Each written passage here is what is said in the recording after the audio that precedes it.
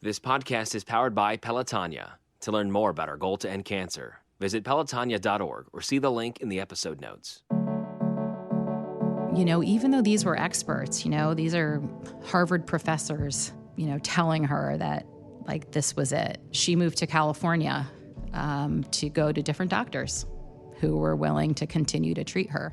And because of that, she lived another 8 years and saw 3 of her 4 children get married. She got to meet all 8 of her grandchildren. Welcome to One Goal, a podcast from Pelotonia. We're a community dedicated to funding innovative cancer research through a 3-day experience of cycling and volunteering. I'm your host and COO of Pelotonia, Joe Apgar. Your journey with us to the finish line begins now. Pelotonia is powered by an amazing community, and it's through research that we will see an end to cancer. We want to thank our major funding partners, the American Electric Power Foundation, Huntington, the L Brands Foundation, and Peggy and Richard Santulli. It's because of them in this dedicated community that all of this is possible. One day, we will only refer to cancer in the past tense. That day becomes closer with each passing moment because of the efforts of every member of the Pelotonia community. One of those members is Courtney Granville, who has several connections to our one goal. The first is very close to home. Courtney's mother, Eileen, was a focused and determined individual who lived a unique life. Her cancer journey was no exception. In order to honor this amazing woman's legacy, we named our summer internship program after her. We'll hear more about that and all of Courtney's ties to Pelotonia. But let's start with her very first connection to this community in this episode titled, Her Own Way. My husband and I had moved to Ohio in, I guess it was 2008, with a young baby. I was finishing my PhD in biochemistry and working on a lab trying to develop new cancer therapeutics and chemopreventive agents. And we moved here, and my husband had been working on a project for his company, and they were looking for a way to sort of give back to Columbus. He met a woman named Cindy Hilsheimer and Mike Caligiuri, who had this vision for starting a bike ride in Columbus. And he got really engaged in it because his company was interested in being a funding partner. NetJets was the founding funder. And, they worked out this model whereby this fundraiser, a bike ride, could be underwritten by their corporate sponsorship. And I remember being in Lindy's, actually, that sort of like fancy spot in German Village. And I had a 1-year-old baby, and this idea was being talked about. And, it was sort of like just a pipe dream in a way. And to sort of go through and sit on the sidelines, sort of seeing this idea of Pelotonia develop, sometimes in the basement of my own house, it was really surreal to then show up at Chemical Abstracts with thousands of people, survivors and researchers from the James, and, have this kickoff. So seeing probably all the scratch notes of what Pelotonia could be and to what it is now and what you've experienced over those years, what kind of emotion do you feel or sense of pride do you have in looking at that and seeing the journey that this organization's been on? Well, it's interesting because I do feel enormous pride in the fact that something like this, such an enormous fundraiser, exists in Central Ohio. I think this is a really special community. And so beyond feeling a sense of pride in terms of what Pelotonia became, I think I feel a real sense of pride in the Columbus community and that it has really enabled Pelotonia to become what it has become. I know, this cause is personal to you, and it has a lot of meaning beyond just fundraising and being on a bike. Your mother battled this disease, and it's something sort of very close to you, and hearing the stories over the years of how amazing of a person she was. And Just love to hear more about that experience with her and how you've shared that with other people. My mom was diagnosed with stage 4 ovarian cancer when she was 52 years old. And that was really shocking because just a month prior, she had been down in Florida and went to her regular annual visit. No one detected anything. Wow.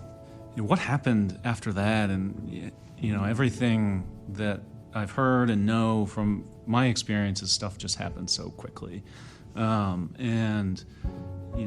Telling your family and sharing the news with people and caring for her, what was that experience? It's hard for me to remember back to all the emotions because the journey with my mom actually ended up being a long one. And that in of itself is surprising. When she was diagnosed, they told us that the best prognosis they could give was that she would live 2 years. And she ended up living for 16 years.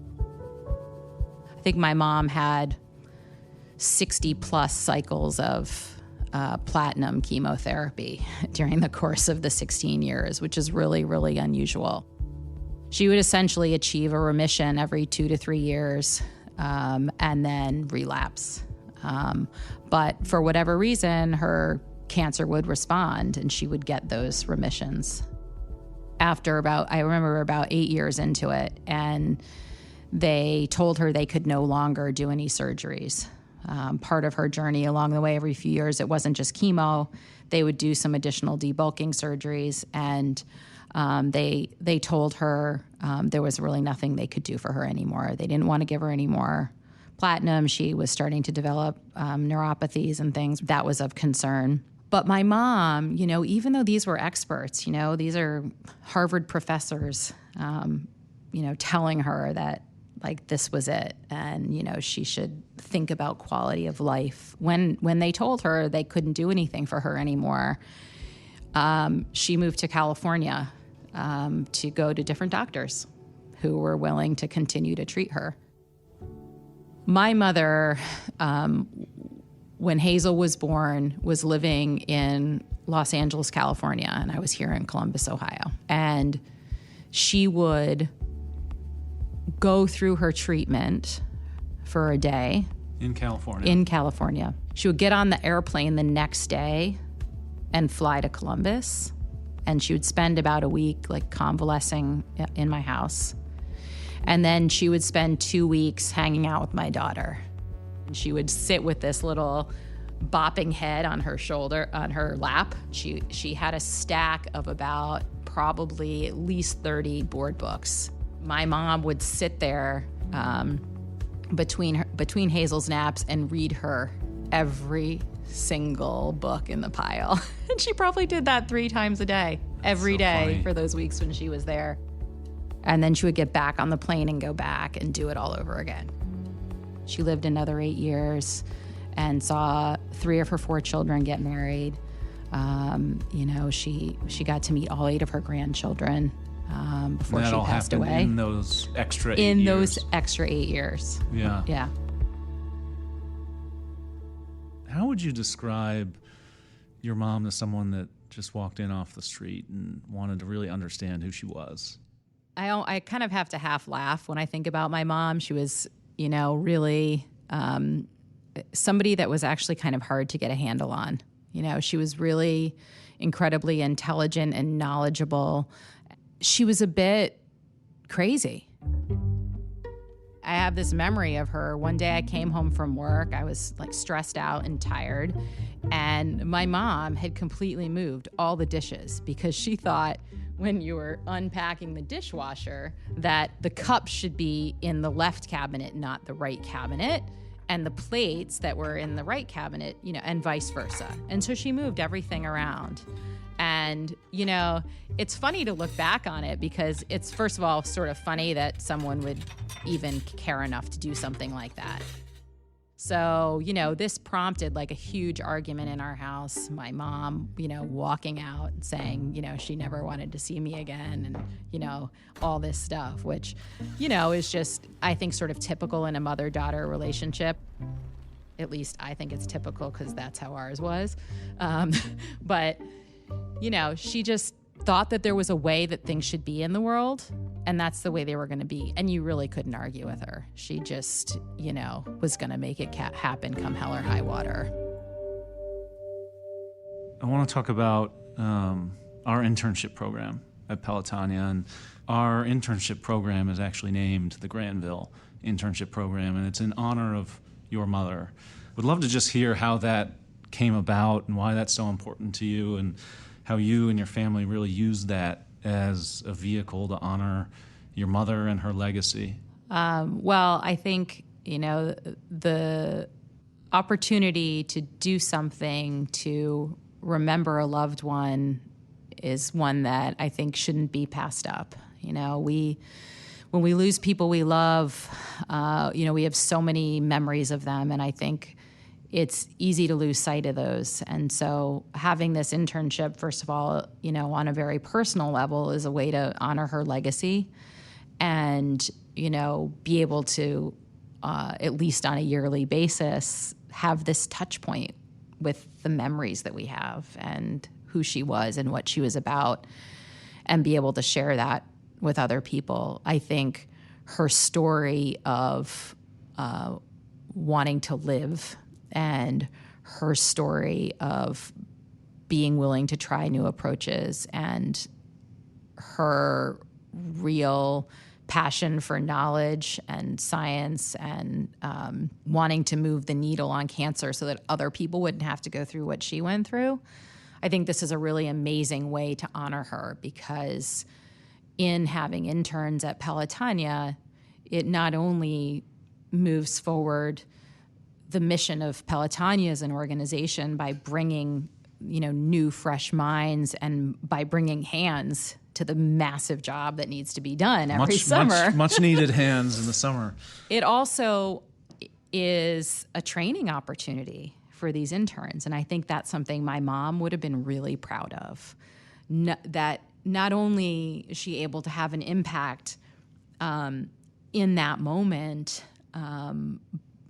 by allowing Pelotonia and helping Pelotonia to be what it is, that great event every year, but it's also seeding these young minds that then are going to go out into the world and through whatever they do, whether they remain in cancer research or cancer philanthropy, they have the experience of what it is to be Pelotonia, and they can bring that with them out into the world and have a positive, meaningful impact. One of the coolest things that happens in the internship during the summer is, it's not necessarily work. It's personal discovery and learning about yourself. And how did that come about, and why is that such an important part of the program? Because I think to me, that really puts the mark on, honoring your mother, is that this is not just a regular internship. It's about learning. It's about learning who you are, and I think that's really special. The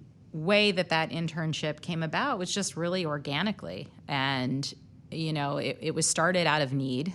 And it grew over the years. One of the things that I personally had been tremendously involved with in my career, formerly at Battelle, was around mentoring young people around professional development and working in professional environments. And I remember talking with you, Joe, and Steph about the internship program and really wanting to make it an opportunity that was, bar none, the best one in Columbus. And it was really incredibly special for me to be able to bring my own personal interest in professional development to that program and think about ways that we could impact the interns towards their future career goals. Your mom passed away in 2014, and soon thereafter, in 2015, you decided to make a really tough decision on your own. Yeah, I actually made a decision in 2015 to do something I'd been thinking about for a long time, and that was to have a prophylactic hysterectomy. The other piece of this is that my mom is one of 4 girls. All 3 of her sisters are still alive, but all 3 of them have had breast cancer. And my mom's mom also had breast cancer.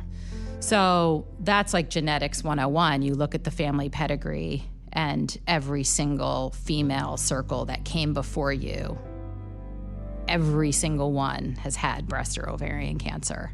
And I knew I had this opportunity to do something about it. In the summer of 2015, I actually was a patient at the James, not as a cancer patient, but for preventive reasons, and I had a complete hysterectomy.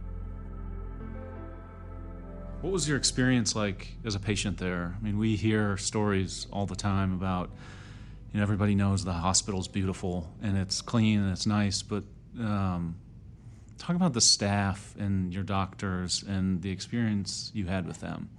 Yeah, so actually my doctor there was Dr. David Cohn, who I think probably a lot of people in the Pelotonia community know because he's such an amazing supporter. He's amazing. He's an amazing cyclist as well.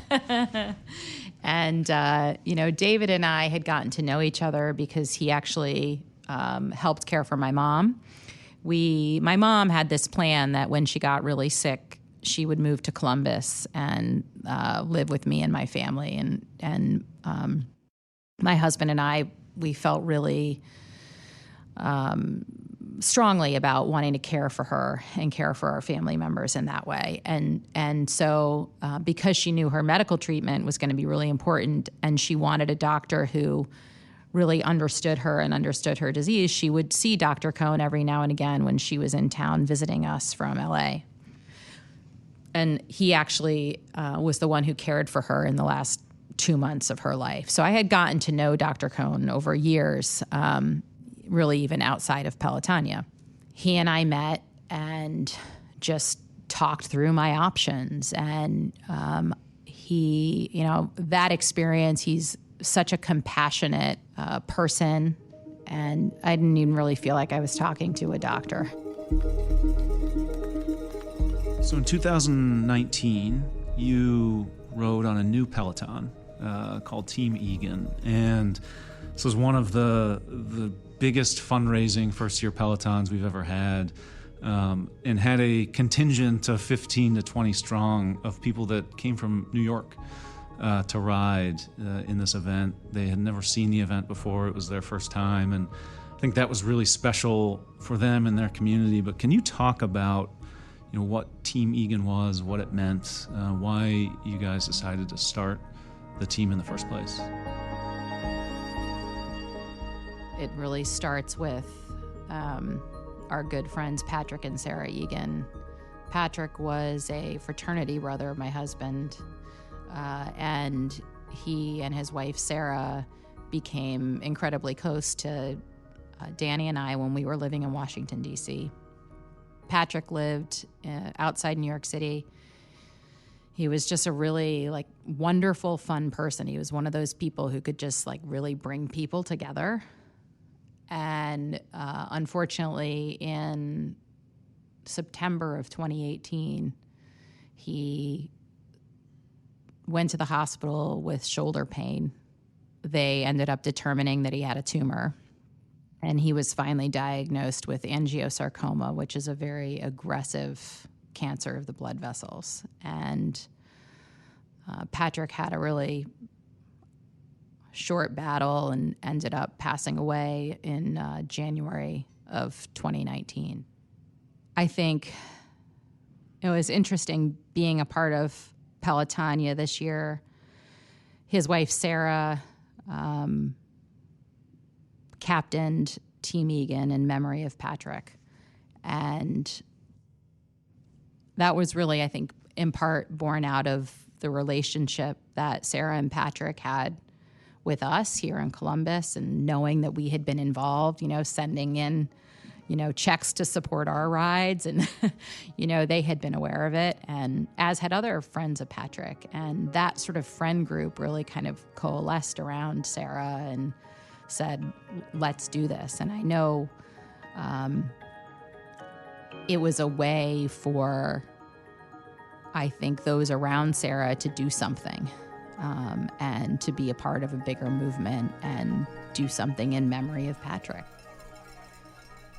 I had a new experience where I really felt the tension of the excitement and celebration with the fact that we had just lost this 42-year-old father of 3 children, after really a 3-month battle. I know I was really surprised by it in the emotions that I was feeling this year, and I think that Sarah and her family were really surprised by how good it can feel to be part of something that is moving the needle. One of the most memorable Pelotonias for me was when one year we were still riding to OU. I can't remember which year it was, but it was so rainy. I had trained that year to ride 180 miles with my sister, who lives down in North Carolina. We were riding along this bike path that brought you in the final stretch, and my bike slipped. My wheel slipped, and I wiped out, and I took my sister out. I don't know. I somehow managed to get back on my bike and ride. It turned out, actually, that I separated my shoulder in that fall, but I went to bed that night, so I managed to finish the 100-mile ride with my sister. I ended up making the decision to not ride the next day, but that was a really hard decision because I felt really well sort of prepared and ready to go, and I felt like I was going to sort of conquer this milestone that, was really important, almost to like show solidarity with, my mom, I guess, in a way, and what she had gone through. And I don't know if that's part of the power of the ride. You sort of push yourself to the limit as much as you can, to show that you can, achieve something that's difficult. I don't know. When I'm riding, I'm thinking oftentimes when things get hard, about the fact that, how hard can it be? You're sitting on a bike, pedaling, and yes, your quads hurt, but you're here. So your husband, Dan, is actually our board chair, and he is an amazing human being, as you know. And just want to give you a chance to send him a message on this podcast and maybe just share with him sort of, your point of view and what it's been like to watch him over the last 12 years. Yeah, absolutely. So, Dan Rosenthal, my husband, is really an incredible individual in that he has a way of being able to cut through all the BS, I think, and really see what's important and focus on what's important. And then beyond that, to be able to really rally people to come together and do the right thing. He really works hard to make sure that Pelotonia exists year to year, to make sure that we have corporate partners to keep Pelotonia funding afloat so the Pelotonia as an organization can put on the incredible ride and assure that those rider-raised dollars go to cancer research. And I'm just really proud of him for not giving up on that. I think in that first year's ride, we'd really seen the power of how that corporate funding can be leveraged to raise more for research. And we saw the power of the community coming together. And Danny just wasn't really willing to let that go. And, I'm just, I guess, really proud of him for spending the time that he spends to assure that can continue to happen. At Pelotonia, we are fortunate to work with amazing people every day. And we're so grateful to have Courtney and Dan as part of this community. Thanks to Courtney for sharing her story with us in this episode. If you have a story you think should be included in this podcast, send an email to the address located in the show notes.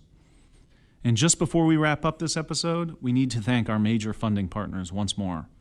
Huntington, the American Electric Power Foundation, Peggy and Richard Santulli, and the L Brands Foundation.